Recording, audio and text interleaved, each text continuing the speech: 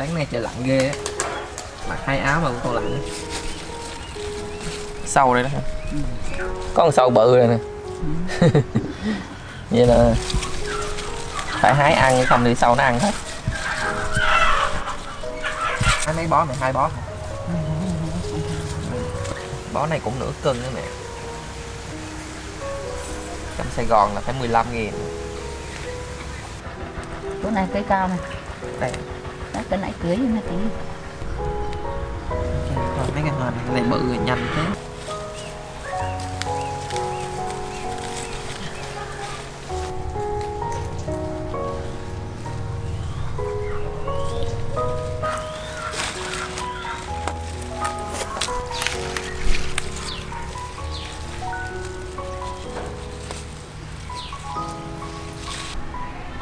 Bó này nó to và cây to.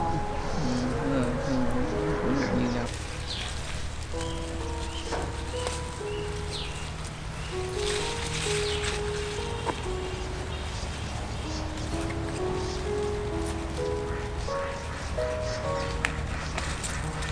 Đây này. Rúng nước cái củ cải đấy, nó ra hết bể hết nước.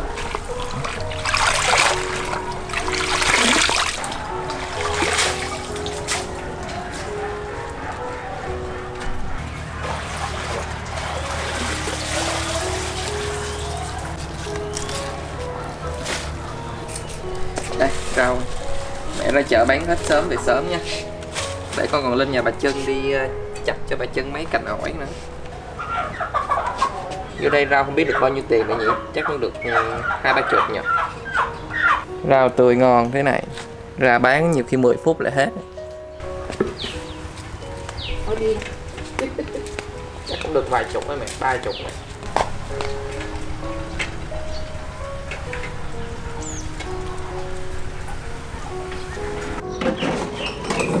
Bà Trân ơi, Ê, cháu qua rồi đây, chặt cái ổi nào? Cái này hả? cái nhãn to kia kia mà. Cái kia hả? Cái cành đấy nó chỉa đó. Đấy, có 2 cành mới lại có một cái cây cũng hương chi. Có mua thì nó chẳng bỏ không bỏ không bể con ạ. Đấy.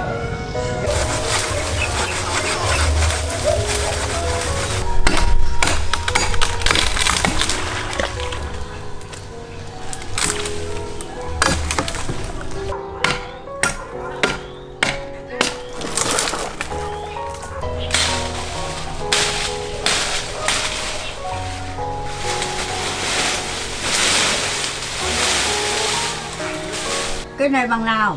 Cái này 41 nè. Đó, bà mang thử rồi. chắc là bà đi đôi này đây. Thì đi đôi này đi. Chắc đôi đó thôi. Đi đôi này được rồi, rộng rãi đẹp lắm rồi. Cái này là quả chứ không phải Cái củ. quả chứ mày phủ nó ở dưới đất này thôi. Hương cũng cắn nó về mà. Cái ấy là thì là thì là thích những cái bà này ai ấy thì bà cho, ai thích thì bà cho giống thì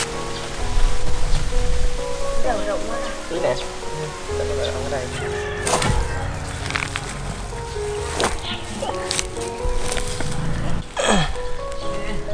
Nếu mà không cho thì lại chỗ này thì không. Còn đây lại đây có cháu Trừng nữa nào, cháu thích đào thì chỗ nào nhá. To bà á. Đất đâu, phải đất đâu. Đất rồi. Đất kìa. Đất rất ít rồi đấy, nó ăn sâu xuống.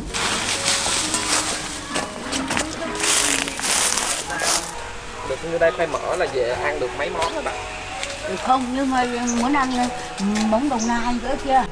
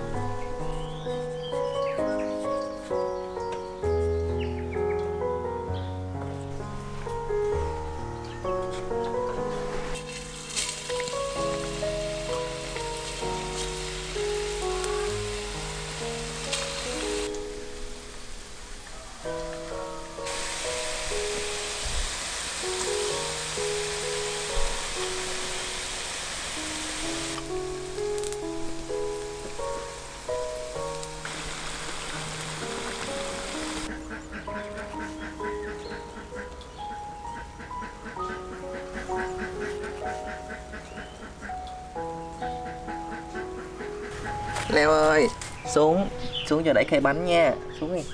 Ngoan, yeah. Mẹ ơi, rang bánh thôi. Em thử bánh này. Cái đó ăn không, khỏi chấm được nữa.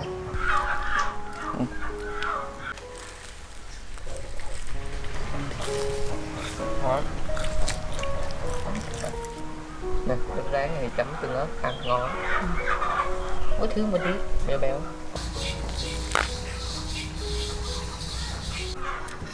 Sáng con đi tỉa cành ổi với cành nhãn cho nhà bà Trân á.